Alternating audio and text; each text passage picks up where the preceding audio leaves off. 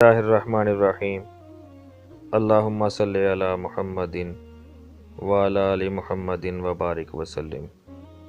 بے حد و بے حساب درود و سلام حضور آقا کریم صلی اللہ علیہ وآلہ وسلم اور ان کی آل پر۔ سامعین، آپ کا ہوسٹ عمر مختار آپ کے اپنے چینل صرف سچ پر ایک نئے موضوع کو لے کر آپ کی خدمت میں حاضر ہے۔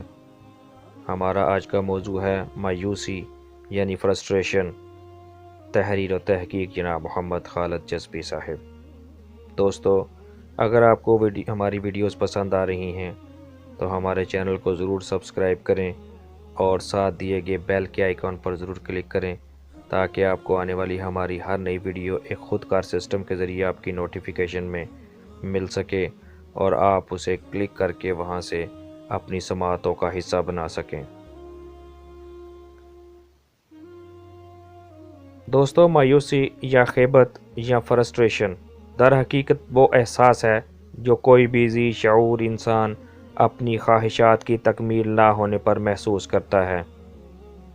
مثلا ایک طالب علم امتحان میں پاس ہونا چاہتا ہے لیکن فیل ہو جائے تو وہ مایوسی سے دوچار ہوگا، یا اگر کوئی کھلاڑی کھیل میں مقابلہ جیتنا چاہے لیکن ہار جائے تو وہ مایوسی میں مبتلا ہوگا۔ دوستو، کچھ نفسیات کے لکھنے والے اس احساس یا رد عمل کے مختلف انداز میں تعریف کرتے ہیں، تاہم اس کی سیدھی سادی اور بامعنی تعریف یہی ہے کہ یہ کسی خواہش کی تسکین نہ ہونے کا رد عمل ہے۔ سامعین، اب اگر ہم اس تعریف میں اپنے آپ کا اور اپنے ارد گرد کا جائزہ لیں تو ہم جان لیں گے کہ دنیا کا ہر شخص اپنی زندگی میں مایوسی یا خیبت کا شکار رہا ہے، اور جب تک کسی شخص کی سانس میں سانس ہے وہ اس سے دوچار ہوتا رہے گا۔ اس کی وجہ یہ ہے کہ کسی بھی شخص کی تمام خواہشات کی تسکین اس کی مرضی کے عین مطابق ممکن ہی نہیں ہوتی، اس لیے وہ کسی نہ کسی حد تک مایوسی کا شکار رہے گا۔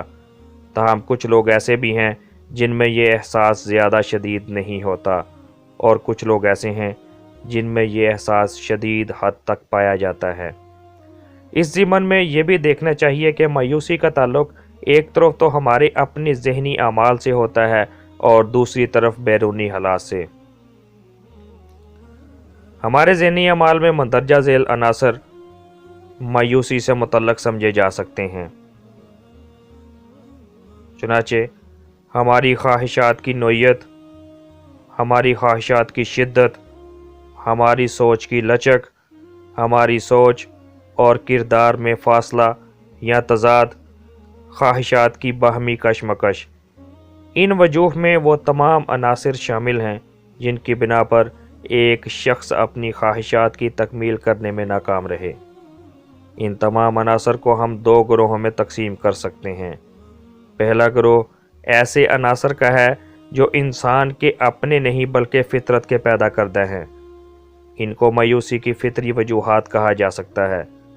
دوسرا گروہ ایسے عناصر کا ہے جو انسان کے اپنے پیدا کردہ ہیں اور ان کو مایوسی کی انسانی یا معاشرتی وجوہ کہا جا سکتا ہے۔ سامعین، اکثر اوقات ہم فطرت کے پیدا کردہ حالات کی وجہ سے اپنی کسی خواہش کی تسکین سے قاصر رہتے ہیں اور یوں ہم مایوسی کا شکار ہو جاتے ہیں۔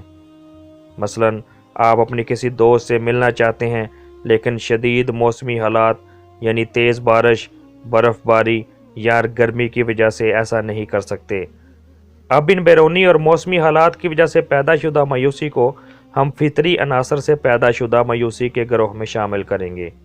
اسی طرح کسی عزیز کی وفات سے پیدا شدہ غم اور اس سے منسلک مایوسی کو بھی فطری وجوہ کے بنا پر پیدا شدہ مایوسی کے گروہ میں شامل کریں گے۔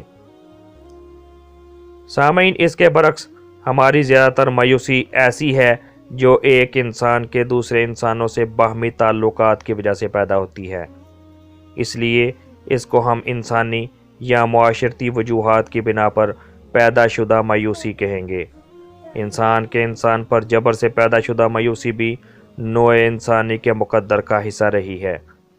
دنیا کی بڑی آبادی جبر، غربت، جہالت اور بیماریوں جیسے گمبھیر مسائل سے دوچار ہے۔ ان کی بنا پر پیدا ہونے والی مایوسی کا سدباب انسان کے اپنے پاس موجود ہے۔ یہ ایک الگ بات ہے کہ وہ اپنی وحشیانہ مصلحتوں کے تحت ان وجوہات کو ختم کرنے کے لیے مؤثر اقدامات نہیں کرتا۔